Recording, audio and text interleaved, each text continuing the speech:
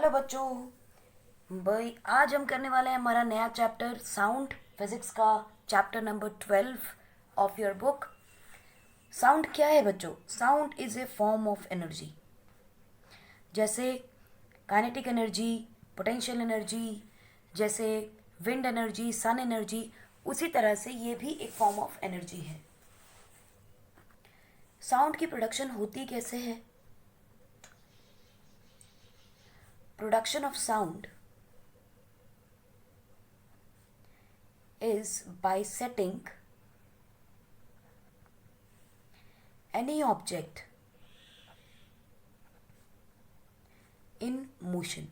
कोई भी ऑब्जेक्ट को हम अगर हिलाना शुरू कर दें तो वो कोई ना कोई साउंड प्रोड्यूस करता है। इसका मतलब क्या है?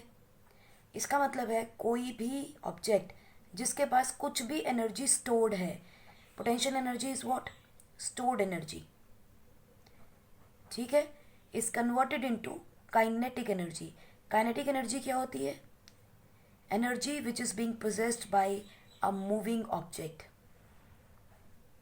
Energy of a moving object, उसे हम बोलते हैं काइनेटिक एनर्जी। इसका मतलब किसी भी ऑब्जेक्ट को जब हम हिला रहे हैं उसके पास कोई ना कोई पोटेंशियल एनर्जी है, हिलाने के बाद उसमें काइनेटिक एनर्जी आती है और ये एनर्जी किस में कन्वर्ट हो जाती है? साउंड में। ठीक है, और ये कैसे होता है? By two and fro motion of any object. By two and fro motion of any object.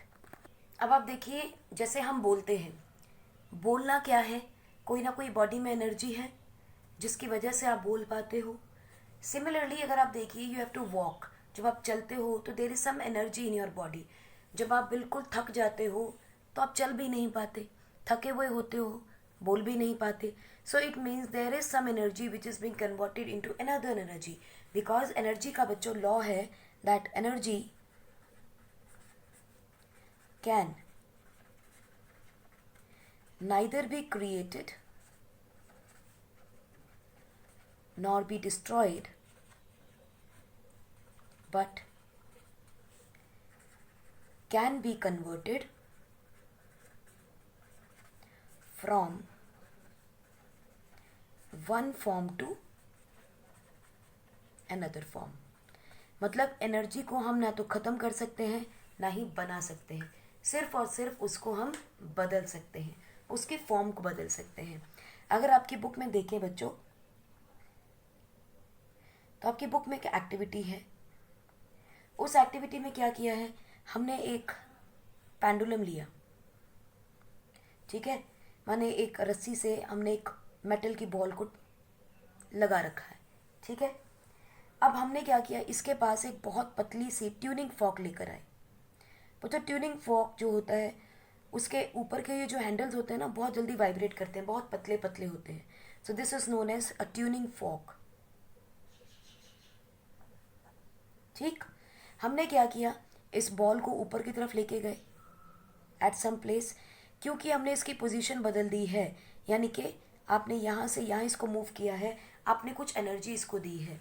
ठीक है, सो यहाँ से जब ये वापस आएगी it will strike with the tuning फोक। तो कोई एनर्जी है, कौन सी? यहाँ पर इसके पास है बच्चों पोटेंशियल एनर्जी।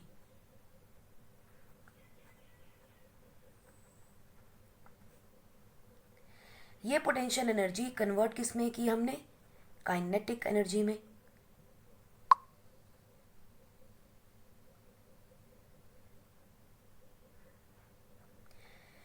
इसको हमने कन्वर्ट किया काइनेटिक एनर्जी में। ये काइनेटिक एनर्जी टकराई किसके साथ आके? ट्यूनिंग फोक के साथ, and it started vibrating. It started vibrating. ठीक है, और जब ये वाइब्रेट करेगी it is going to produce sound. Similarly अगर आप देखेंगे, एक गिलास हमने ले लिया, ठीक, और इस गिलास के अंदर हमने पानी रखा है और हमने इसके ऊपर भी एक ट्यूनिंग फोक रख दी लाइक दिस। ठीक, और इसके साथ टकराया like this, we have hit it. So hit gently, ये नहीं कि बहुत जोर से कि गिलास ही तोड़ दें, hit gently the tuning fork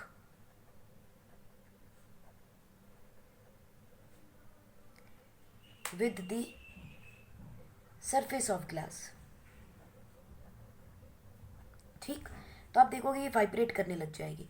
so the tuning folk will start vibrating.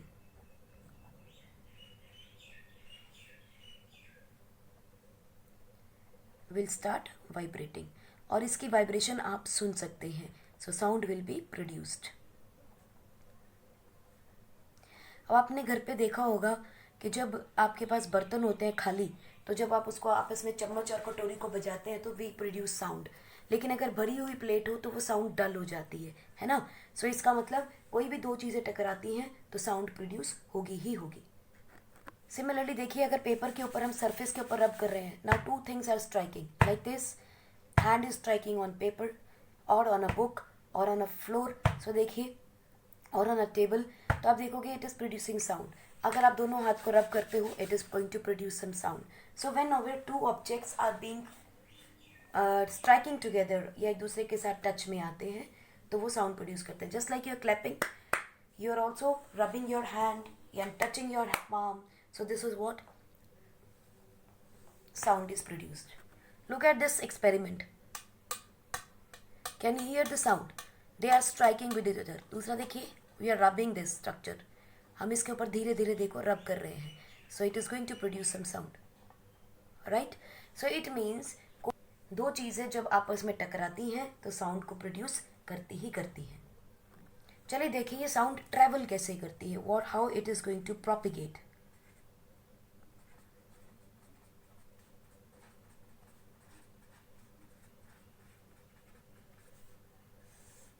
Propagation of sound. Look at the propagation of sound. Sound is produced by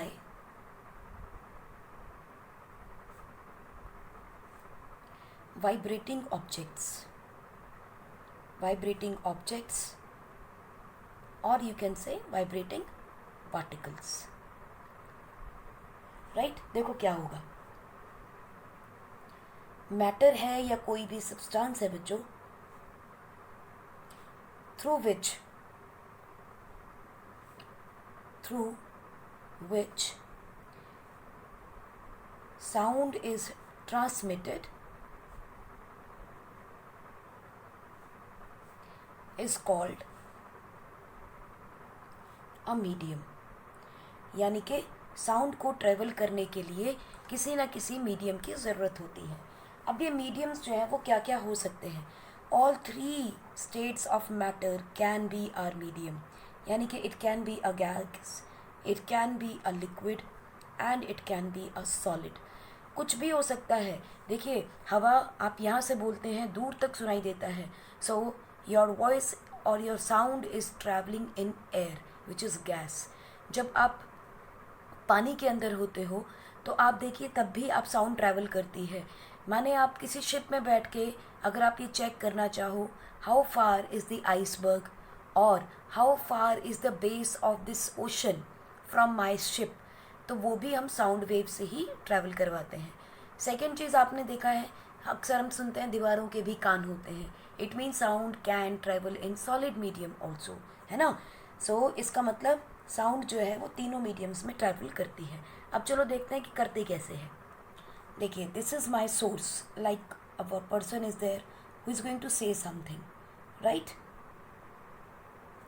this is my person and he is saying something, some source. This is my source of sound और source of energy, like I am speaking, है ना. तो मैंने कुछ बोला, it goes to which place. Let us say this is the a mic I am talking in, right.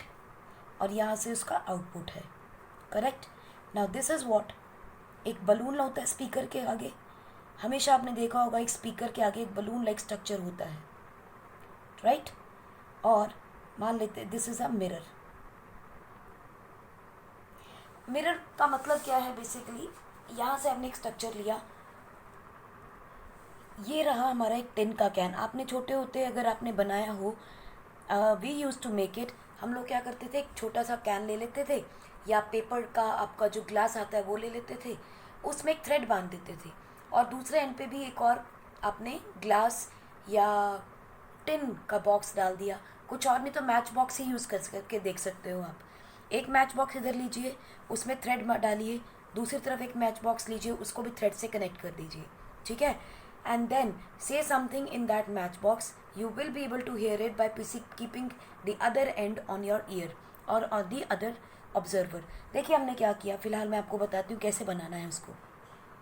एक tin का can लिया, उसके ऊपर हमने एक रबड़ का टुकड़ा डाल दिया, जिसे हमने स्ट्रेच बैलून ले लिया क्योंकि बैलून स्ट्रेच हो जाता है इजीली, और उसको एक धागे से स्ट्रेच करके बांध दिया, ठीक है। और उसके आगे एक मिरर लगा दिया। अब देखिए अगर मैं यहाँ से लाइट अगर क्रॉस करेगी बच्चों, light has to go straight, है ना। कहाँ से? ये रहा आपका सन, सन से लाइट आ रही है, ठीक है।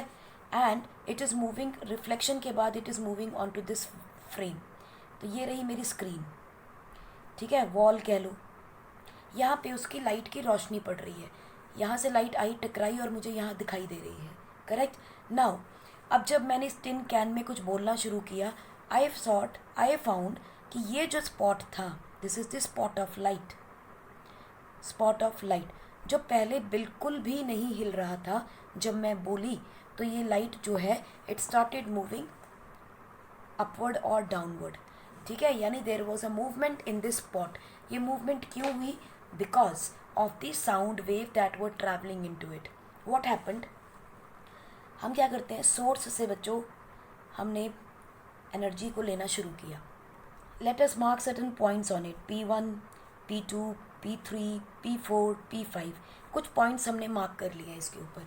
अब होगा क्या, जब मैंने सोर्स यानी कि माउथ, यहाँ से अब आपने एक सोर्स यानी कि एनर्जी को रिलीज़ किया, एज अ रिजल्ट इस कैन में से एनर्जी पास ऑन की, ठीक है। And this source has started vibrating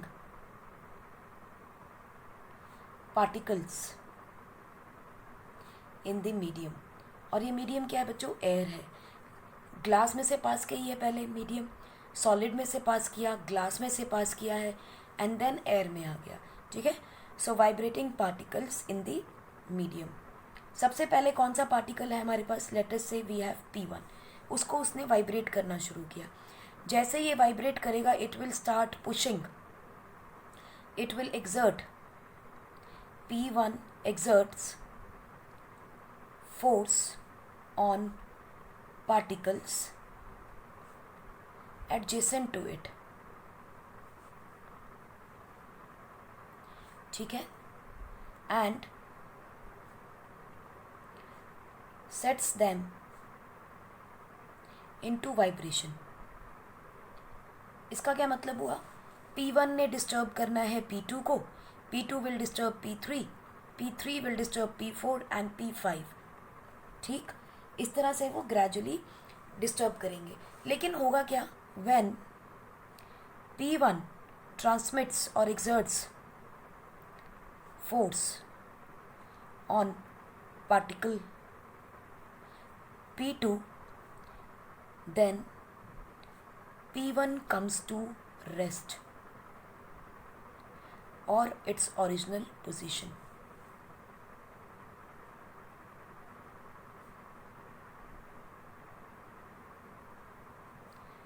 और इट्स ओरिजिनल पोजीशन, ठीक है।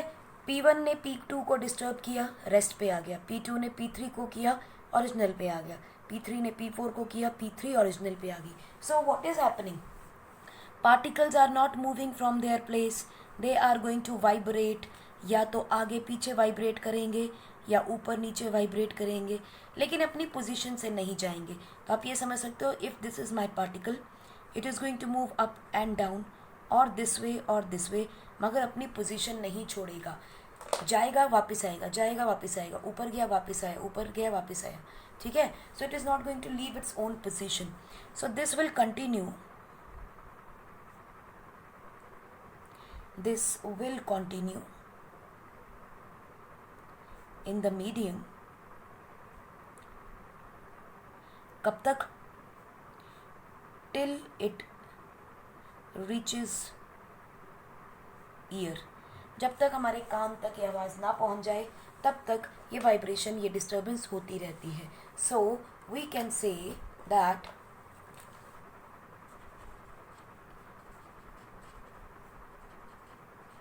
disturbance created by source produces sound, and this sound disturbance created by source in the medium, यानी कि उस मीडियम के अंदर जो भी डिस्टर्बेंस इस सोर्स की वजह से हुई उससे साउंड प्रोड्यूस हुई, and this sound travels through the medium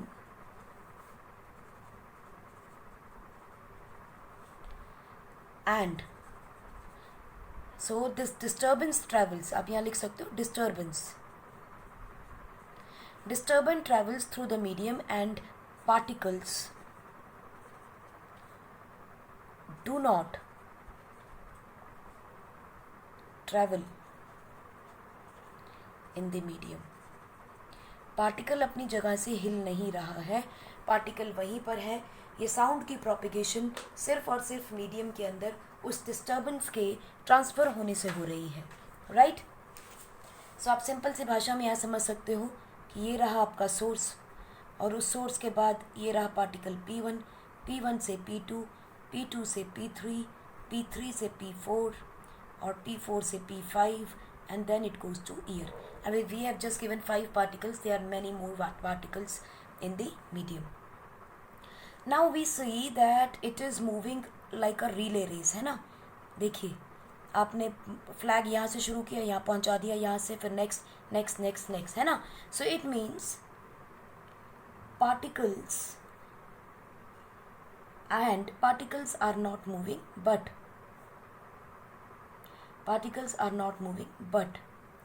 the disturbance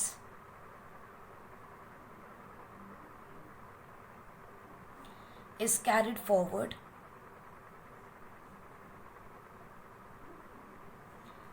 in sound propagation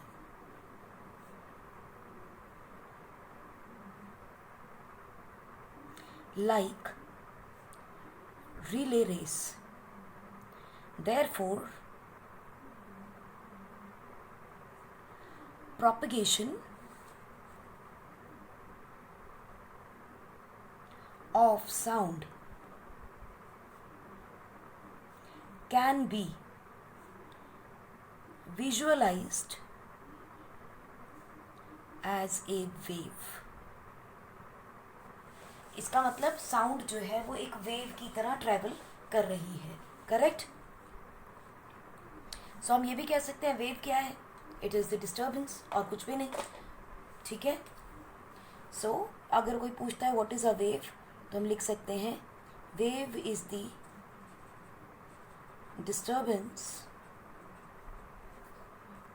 सो हम क्या कह सकते हैं, wave is a disturbance that moves through a medium when the particles of the medium set neighboring particles into the motion.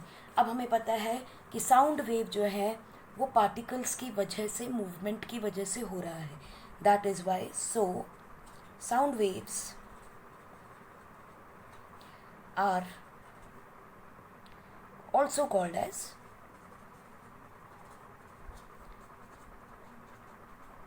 mechanical waves. Sound waves को हम mechanical waves भी कहते हैं. मैकेनिकल वर्ड क्यों आया है, मैकेनिकल वर्ड इसलिए आया है क्योंकि साउंड वेव्स के अंदर पार्टिकल्स की वजह से मूवमेंट हो रही है. This is the motion due two particles in the medium, इसीलिए इसे हम मैकेनिकल वेव कहते हैं. अब वेव की प्रोपिगेशन एक्चुअली में किस तरह से होती है, देखिए. Air is the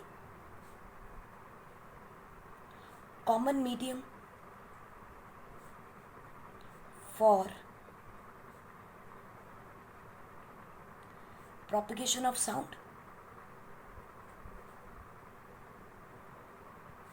When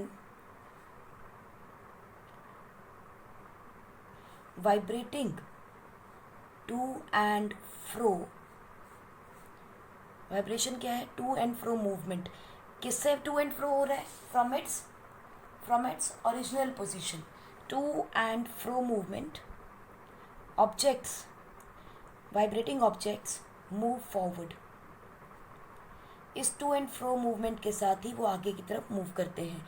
move forward, it pushes and compresses air in front of it. देखिए कैसे. मान लीजिए ये पार्टिकल है आपका, it is moving in this direction, ये रहा आपका सोर्स. ठीक, तो यहाँ ये है away and this is towards, to and fro, है ना. सोर्स से यहाँ आप देखेंगे this is from, because it is moving away, and this is what to, because it is moving toward the source. तो जब ये movement होगी, it will move away from the source, it is going to push this particle P2. तो जब ये push करेगा, it is causing decrease in the difference, distance में ये distance कम हो जाएगा. When this distance is less, it is going to cause, when this distance decreases, it causes compression. Correct. जब इन दोनों के बीच का डिस्टेंस कम हो जाएगा तो it is going to cause compression. क्यों हो रहा है कम? क्योंकि P1 जो है it is moving towards P2 to push it. तो इसका मतलब ये डिस्टेंस कम हो जाएगा, it will cause compression. So this region is called a compression, denoted by capital C, right? Here object, or you can say the particle, I would say it's particle, let us say P1, starts moving away and then from source or the vibrating object. ठीक है, source से वो दूर जा रहा है. So this is going to create a compression. Compression में बच्चों एक और चीज़ ध्यान रखिए.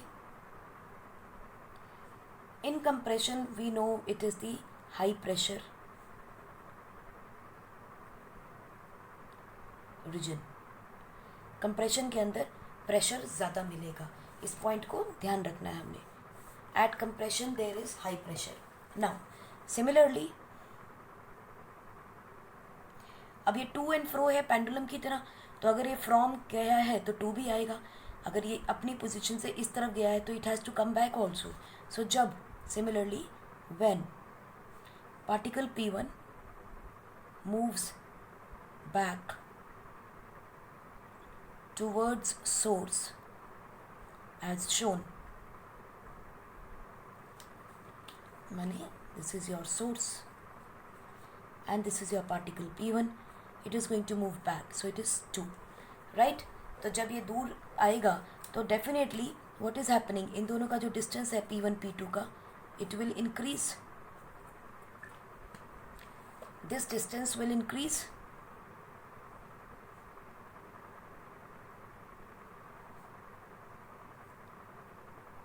Or comes to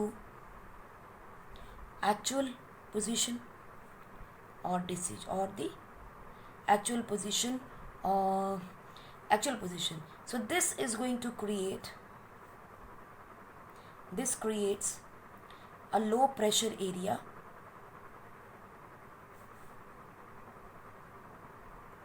a low pressure region in front of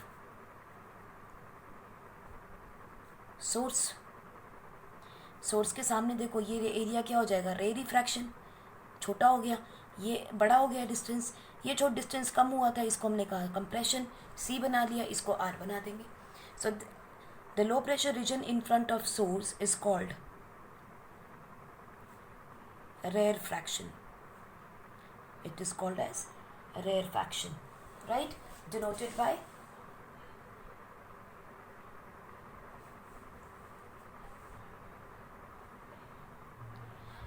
capital R. So when object keeps on moving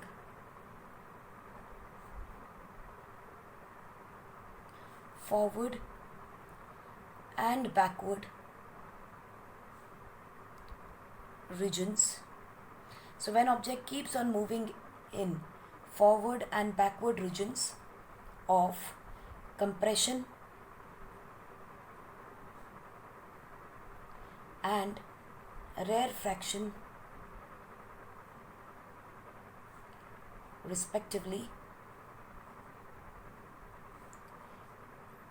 it creates a wave that propagates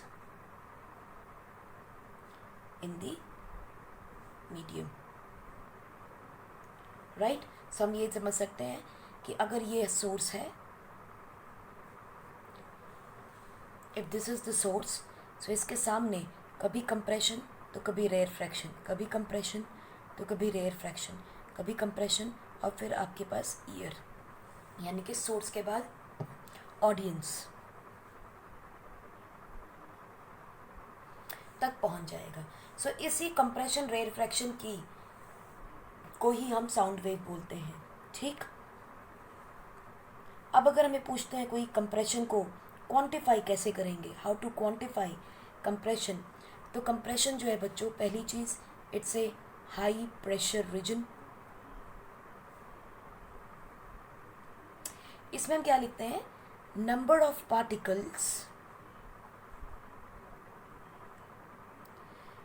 particles divided by in a given volume of air or any medium, in given volume of medium.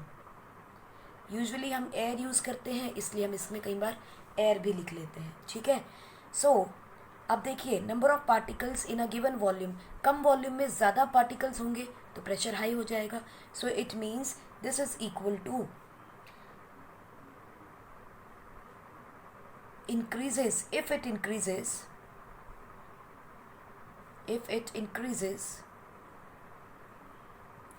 if the number of the particles in a given volume increases, it means density is going to be high, and same way pressure is going to be high. Correct?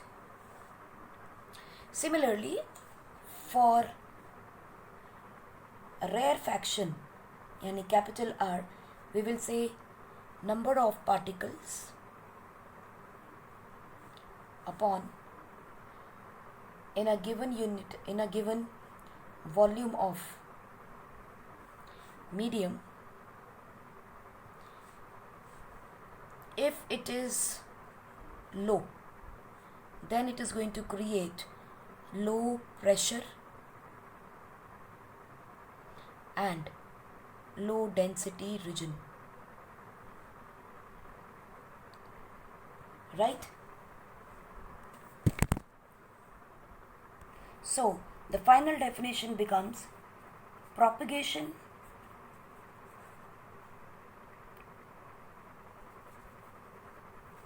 of sound can be visualized as propagation of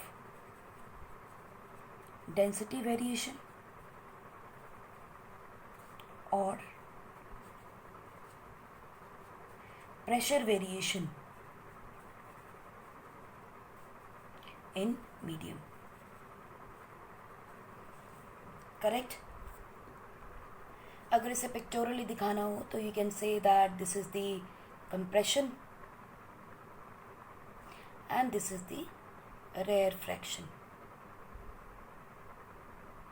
Again, this is the compression, very tight, and then this is the rarefaction. ठीक है, compression, rarefaction, compression, rarefaction. Let us say one more compression is there, tighter one. Correct? This is how sound wave is going to travel. So now let us look at an activity which will tell us कि medium को अगर ना हो sound के लिए, अगर medium ना हो तो क्या साउंड ट्रैवल करेगी? So let us look at it. Sound needs a medium to travel. So हमने पढ़ा था कि साउंड जो है वो एक मैकेनिकल वेव है. इसका मतलब वैक्यूम में वो प्रोपिगेट नहीं कर सकती है. उसे कोई ना कोई मीडियम चाहिए, चाहे वो एयर हो, वाटर हो, स्टील हो, स्टोन हो, in any form it needs a medium. So let us look eight an activity. हमने क्या किया, एक एक्टिविटी करते हैं. चलिए, हमने एक बेल जार लिया.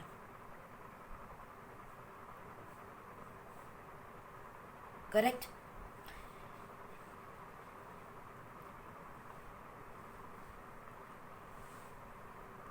और इस बेल जार के अंदर हमने एक वैक्यूम पंप लगा दिया.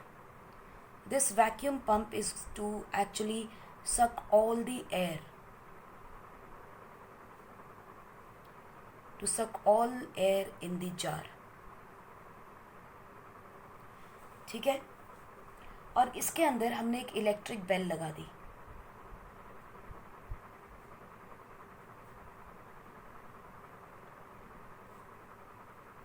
और बाहर हमने क्या रखा है उसके लिए, एक स्विच. और इसको हमने कर दिया सील विद अ रबर कॉक. ठीक है. इस सारे के सारे बेल जार को हमने इस तरह से सेट किया है कि इसके अंदर ना तो एयर जाए आगे, और अगर बची कुची एयर है तो वो सारी बाहर हम निकाल दें. ठीक. तो हमने सारा का सारा ऑपरेटर्स रेडी कर लिया. तो हमने सबसे पहले क्या किया, what was my step 1, I ring the bell. जब बेल बजी तो मैंने देखा ओके, आवाज़ आई, इट बज, साउंड प्रोड्यूस हुई. Now what I did in step 2, मैंने सक्शन पंप से I suck all the air by vacuum pump. सारी की सारी एयर को मैंने बाहर निकाल दिया. ठीक. सारी की सारी एयर बाहर आ गई. नाउ स्टेप नंबर 3 में क्या किया, मैंने फिर से बेल बजाई, स्विच को बजाया. Switch, ring the bell by pressing switch. ठीक है. हमने देखा इट बज स्लोली, इट बज स्लोली. क्यों? क्योंकि हमने शायद थोड़ी हवा निकाली है.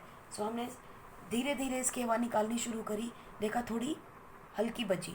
स्टेप 4 में जो बची कुची है, ऑल एयर, सक एयर कर लेते हैं यहाँ. Then in 4th step all air was removed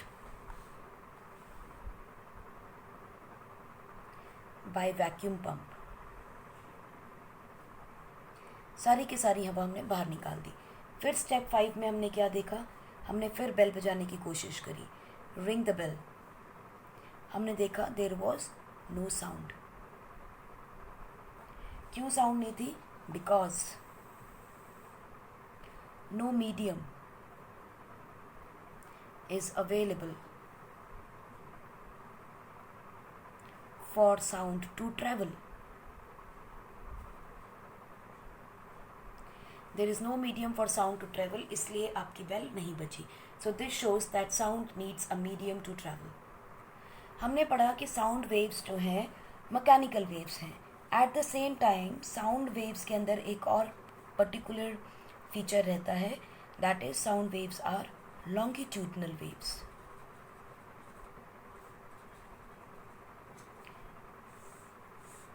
sound waves are longitudinal waves. How?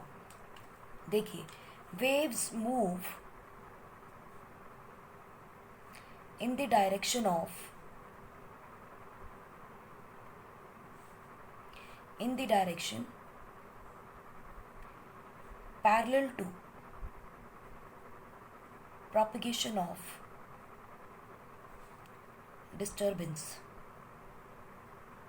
यानी कि जिस दिशा में डिस्टर्बेंस जाती है उसी के साथ पैरेलल डायरेक्शन में ही आपकी साउंड वेव प्रोपेगेट करती है.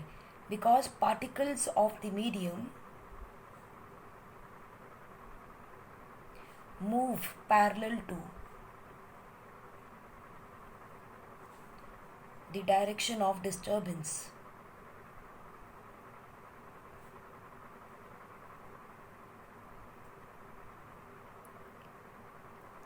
राइट। हमने देखा था ना, सोर्स लिया हमने, फिर कंप्रेशन हुआ, rarefaction, compression, rarefaction, compression, and then we said ear. So look at it, the disturbance is moving in this direction, wave भी हमें इसी डायरेक्शन में मिलेगी. So it is the disturbance in this direction. Particles भी इसी direction में move कर रहे हैं, तो sound also travels in the same direction. So this is parallel to each other, right. What is happening? Particles oscillate back and forth or to and fro at its own position. ये मैंने आपको बताया था कि वो अपनी ही जगह पे मूव करता है and not moving away from its place.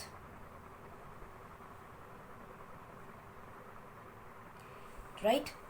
So this is what exactly, this is what is exactly how a sound wave propagates. Hence, sound waves are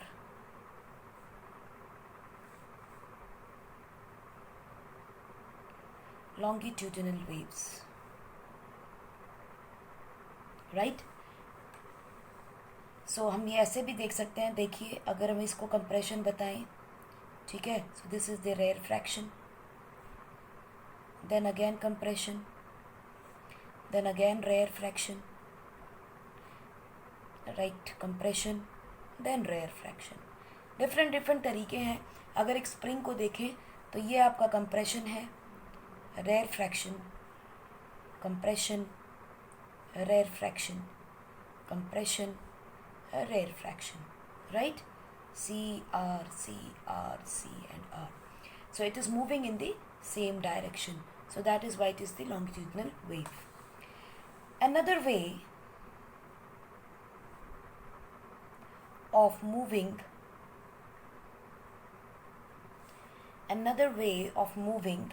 or oscillating particles is up and down. आप इसको ऐसे समझ सकते हो, this is occurring at x axis, in x axis, लेकिन movement तो बच्चों y axis पे भी हो सकती है ना. This is positive x axis, this is negative x axis, this is positive y and this is negative y axis. Correct. So movement तो ऊपर नीचे भी हो सकती है. Particles can oscillate upward and downward also, up and down to their position of rest.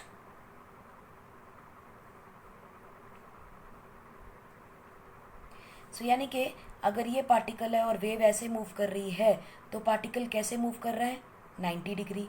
यहाँ पे देखिए, अगर ये वेव चल रही है तो पार्टिकल कैसे मूव कर रहा है, 180 degree. Correct. So can be moved, इस तरीके से भी इसकी मूवमेंट हो सकती है. So it means perpendicular to the direction of disturbance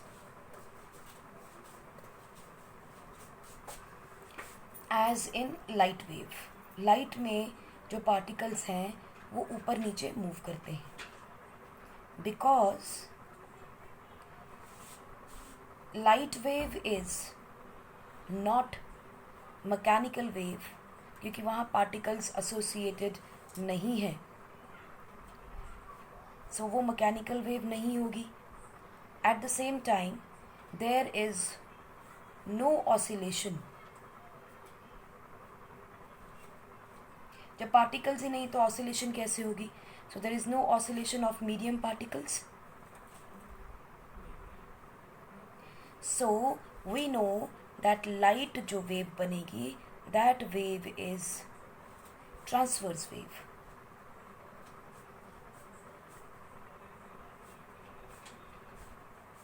सो यहाँ से की पॉइंट क्या लेना है हमने, कि जो लाइट वेव है that is a transverse wave, but sound wave जो होती है that is the longitudinal wave. It means कि साउंड वेव्स जो हैं वो लॉन्गिट्यूडनल वेव्स हैं and the light waves are the transverse waves, right? So now let us look at the characteristics of a sound wave.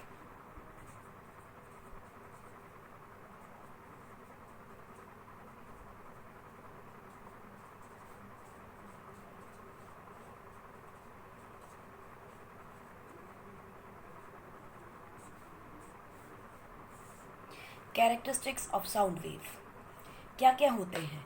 कभी भी किसी भी sound wave को जब हम स्पेसिफाई करते हैं, उसके बारे में बात करते हैं, तो उसको डिस्क्राइब करते हुए हम तीन बातों का खास ख्याल रखते हैं। थ्री थिंग्स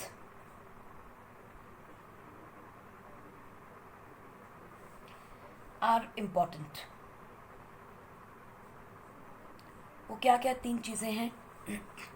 पहली चीज़ है आपके पास फ्रीक्वेंसी, दूसरी है आपके पास एम्पलीट्यूड, और तीसरी है आपके पास स्पीड। हम तीन चीज़ों की बात करेंगे। Frequency it is denoted by mu, इसको बोलते हैं म्यू, एक ग्रीक वर्ड है म्यू।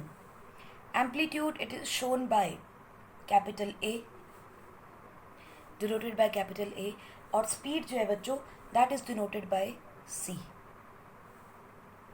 तो C is the speed of sound wave. If we plot a graph between density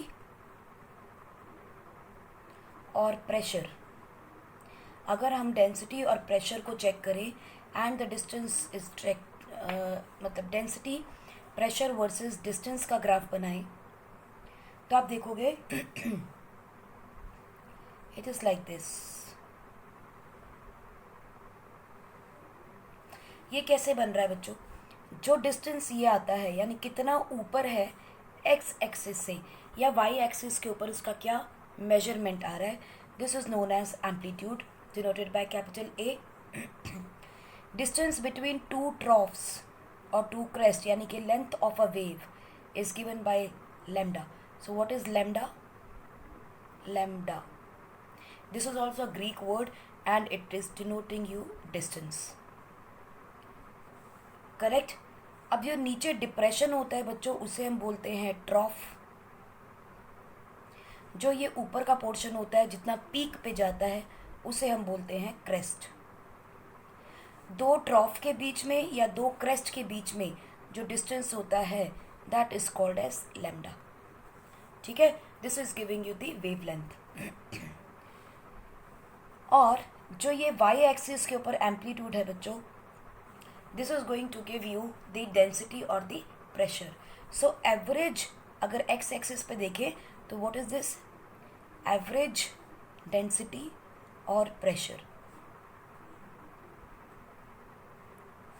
This is going to give you the average density, यानी कि this is the point जहाँ least density है या average है। इसके नीचे जाते हैं तो कम हो जाती है, इसके ऊपर हम जाते हैं तो बढ़ जाती है। आप इसको ये भी कह सकते हो this area is compression क्योंकि प्रेशर बढ़ रहा है, and this area is rarefaction because यहाँ पे प्रेशर कम हो रहा है। Look at it, this is the negative axis, this is the positive axis. तो ऊपर जाएंगे प्रेशर बढ़ रहा है, कंप्रेशन, नीचे जाएंगे तो रेयर फ्रैक्शन। आप यहाँ ये भी कह सकते हो जो क्रेस्ट है that is equal to compression और द मैक्सिमम कंप्रेशन, और जो ट्रॉफ है that is equal to maximum rarefaction, ठीक। कंप्रेशन को हम क्राउडेडनेस भी कह सकते हैं,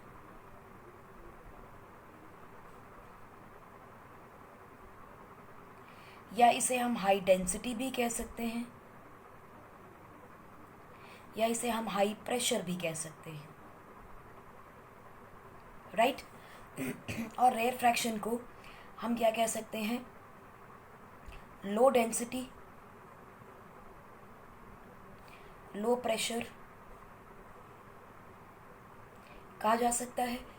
ठीक, तो अब ध्यान क्या रखना है आपको, what is lambda, this is the distance between two crests और टू ट्रॉफ, किसी भी तरीके से हम ले सकते हैं, दोनों के बीच का जो डिस्टेंस है that is called as lambda, and lambda gives us the, it gives us the length of the wavelength, length of a wave, इसे हम क्या कहते हैं, wavelength। वन सिंगल वर्ड में बोलें तो wavelength डिनोटेड बाय लैम्डा। ऐसा यूनिट क्या होगी बच्चों, डिस्टेंस है, सो ऐसा unit will be metre denoted by small m। I hope it is clear. Second point पे आते हैं, फ्रीक्वेंसी। फ्रीक्वेंसी क्या होता है बच्चों, how frequently an event occurs, उसे हम बोलते हैं फ्रीक्वेंसी। और अगर साउंड वेव में देखें, in sound wave change of density यही इवेंट है, या तो ऊपर कंप्रेशन हो रहा है या रेरफैक्शन हो रहा है, so in sound wave change in density is the event. Change in density is the event. So change in density from maximum to minimum makes one oscillation.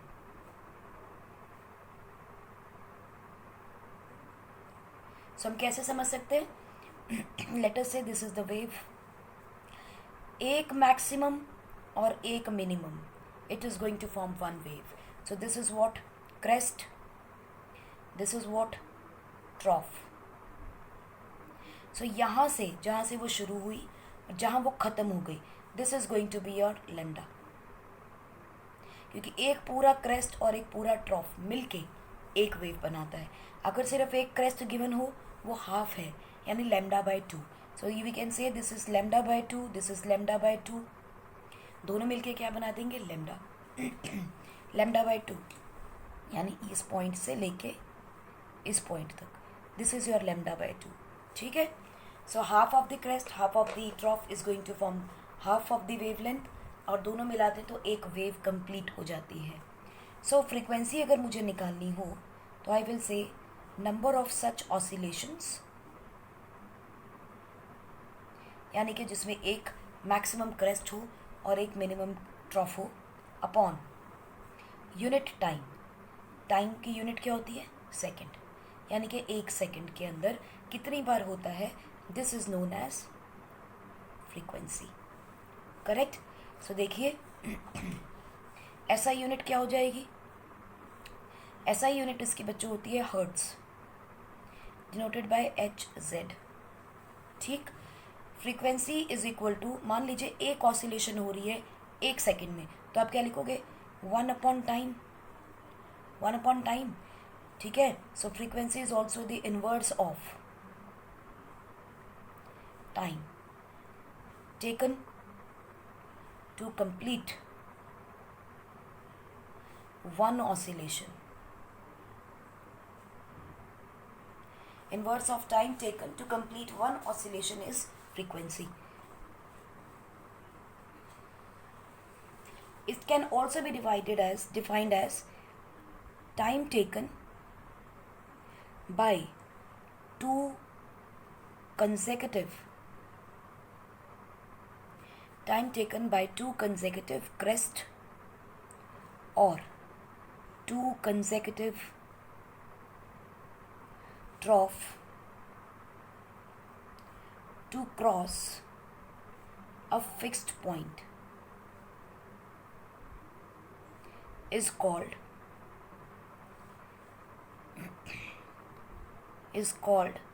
time period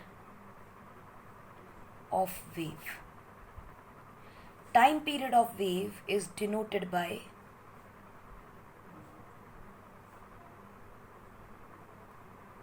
capital T. So frequency is equal to 1/T। एक crest को अब देखिए कैसे,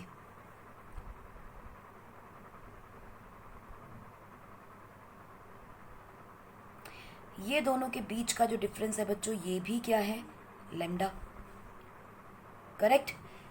इतने distance को cover करने के लिए, इतने डिस्टेंस को कवर करने के लिए कितना टाइम लगा, that is the time of wave length.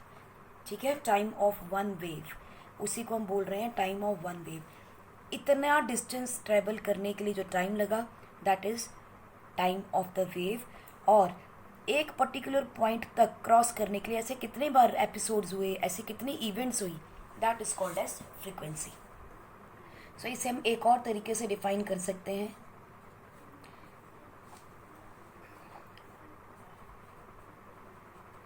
Time taken for one complete oscillation in the density of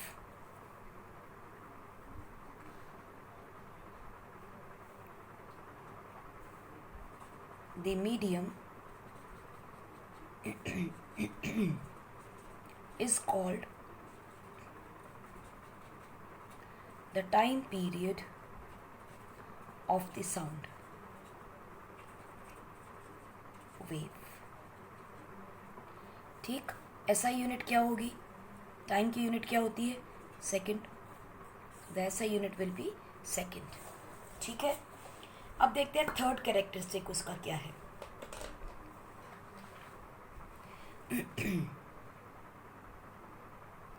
Another characteristic that helps us to differentiate sources of sound is pitch।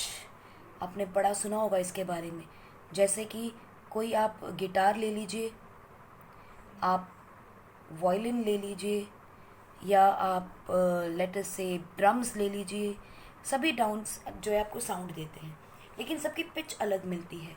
So what is pitch? तो जो pitch होता है, how the brain interprets the frequency of an emitted sound is called as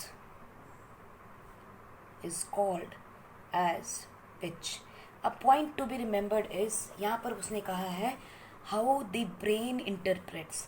brain interprets का मतलब है कि same आवाज़ को मैं किसी और पिच से एनालाइज करूँगी, किसी और फ्रिक्वेंसी से एनालाइज करूँगी, आप किसी और से करोगे। इसीलिए किसी की आवाज़ हमें चुभती है और किसी की हमें बहुत सॉफ्ट लगती है। That only depends on pitch. ठीक, और पिच किस पे डिपेंड करती है बच्चों? पिच डिपेंड करती है फ्रीक्वेंसी के ऊपर। ठीक, so now faster the vibration of the source particles, higher will be frequency, और जितनी हाई फ्रीक्वेंसी होगी उतनी ही हायर पिच रहेगी। सो यहाँ हम ये कह सकते हैं, point to be noted, that pitch is directly proportional to frequency of sound wave।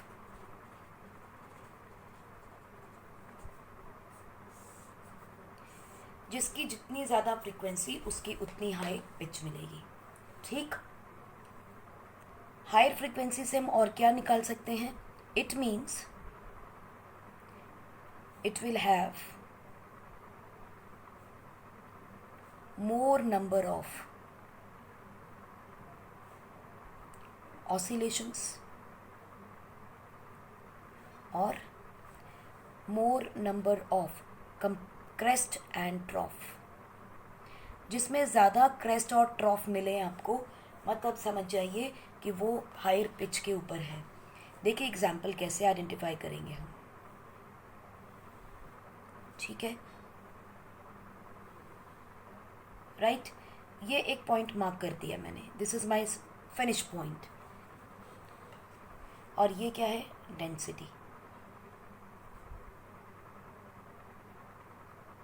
ये क्या है, डिस्टेंस।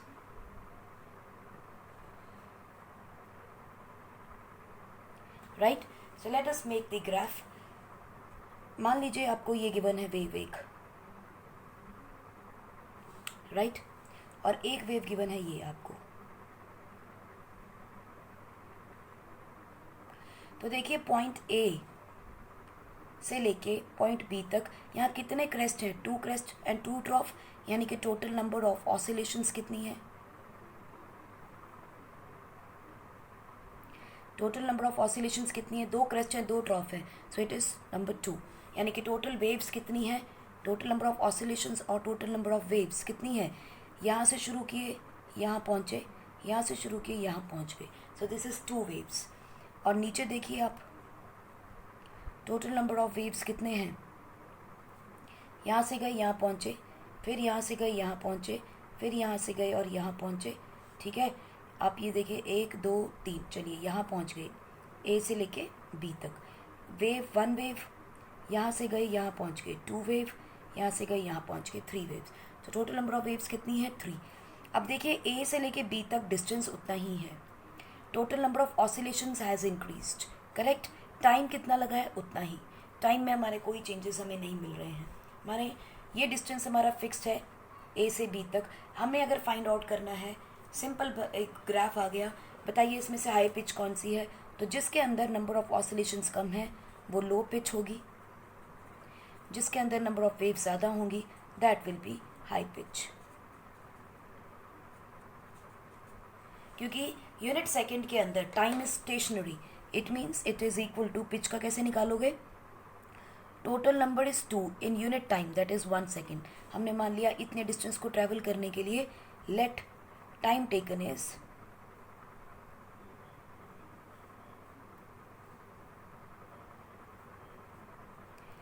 1 सेकेंड।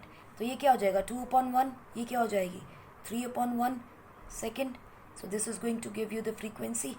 फ्रीक्वेंसी जिसकी ज़्यादा होगी 3 is more, 3 is more than 2, so this is the higher pitch, this is the lower pitch. Simple है। Next characteristic बच्चों हम देखते हैं amplitude. What is amplitude,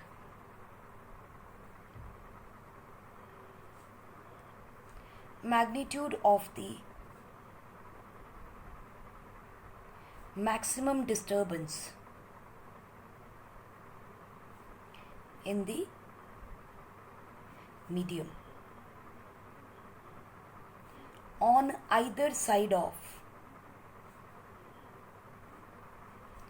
the mean value, यानी सेंट्रल वैल्यू से ऊपर या नीचे, ठीक है। कितना ज़्यादा ऊपर जा सकता है, कितना ज़्यादा नीचे आ सकता है, उसे हम कह रहे हैं amplitude, denoted by capital A, and unit is that of density. और हमें पता है डेंसिटी की यूनिट क्या होती है, ग्राम पर centimetre cube.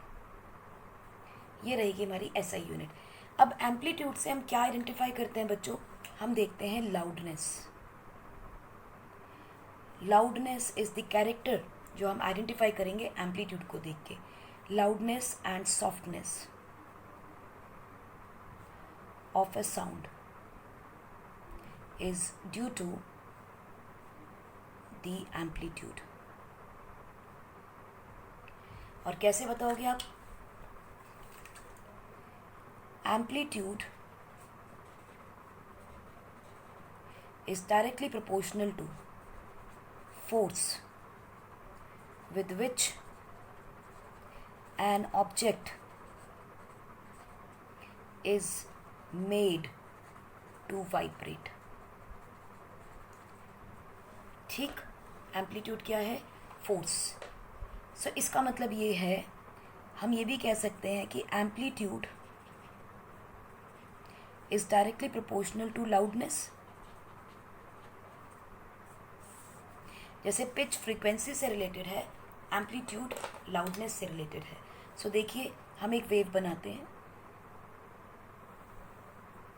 This is density and this is your distance travelled, right. हम एक वेव बनाते हैं, चलिए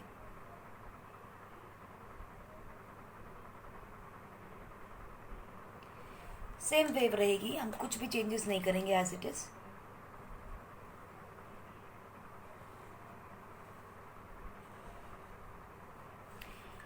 लुक एट इट, इसका एम्पलीट्यूड कितना है, ए, और इसका एम्पलीट्यूड कितना है, A dash, right. Here A dash is less than A, चाहे वो ऊपर देख लीजिए चाहे वो आप नीचे देख लो, this is A dash and this is what, चलिए इधर मार्क कर लेते हैं, ए, है ना। चाहे वो आप ऊपर की तरफ देखो, क्रेस्ट की तरफ, चाहे आप उसमें ट्रॉफ की तरफ देखो, तो जिसमें आपको एम्पलीट्यूड ज़्यादा मिलेगा, that voice will be louder. This is louder, this is soft voice, correct.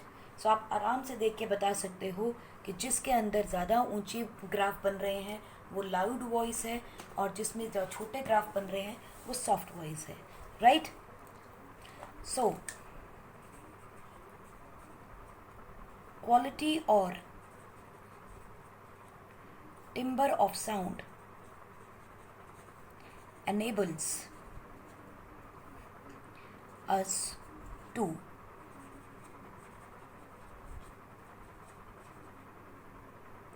distinguish one sound from another having the same pitch and loudness। अब अगर दोनों चीज़ें सेम हो जाए तो कैसे आइडेंटिफाई करते हैं हम, उसकी क्वालिटी ऑफ वॉइस से। बच्चों, उसमें हम दो चीज़ें देखते हैं। पहली चीज़ देखते हैं हम प्लेजेंट साउंड, और दूसरी होती है अनप्लेजेंट।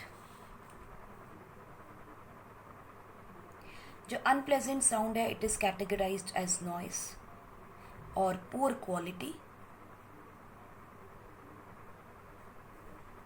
और प्लेजेंट साउंड कैसी है, rich quality.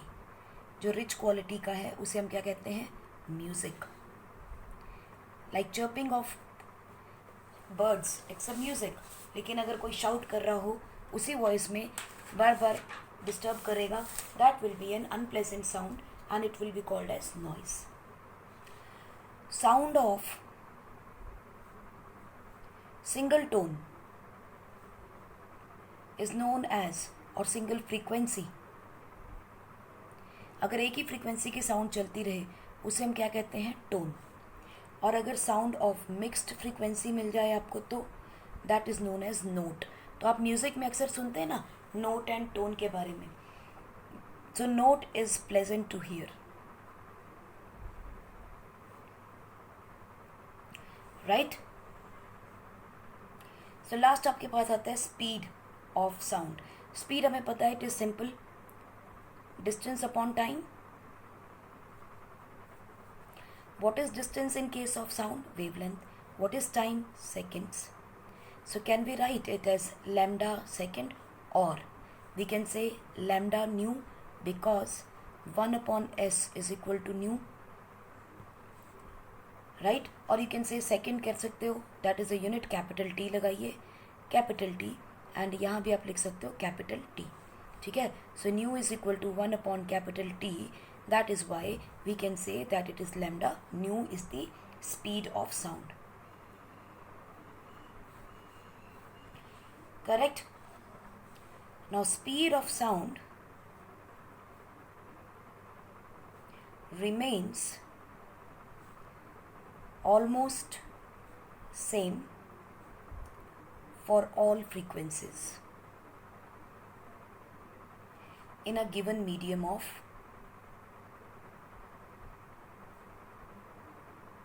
in a given medium under the same physical conditions. Under the same physical condition, यानी कि टेम्परेचर प्रेशर सेम रहे तो स्पीड, और मीडियम भी सेम रहे तो speed of sound is constant. इसका एक एग्जांपल देखते हैं बच्चों फटाफट. Example is 12.1. A sound wave has a frequency given to you 2 kilohertz and wavelength is given in centimeters, 35 centimeters. How long will it take to travel distance of 1.5 kilometer? हमें क्या बताना है?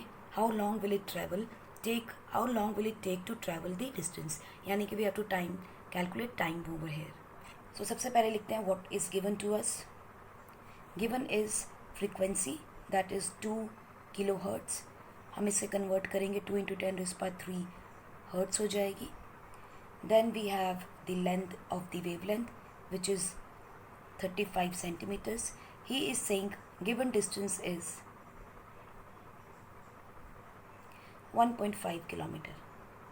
How much time will it take to travel this total distance? Right?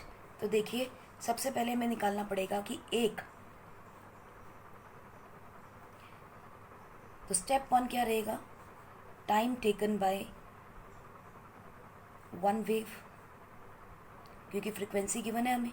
So frequency क्या होती है? 1/t. So time taken by wave will be 1/2 into 10 raised by 3 seconds.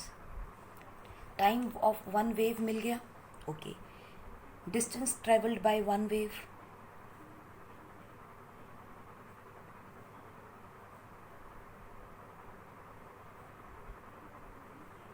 is 35 centimeters. Right?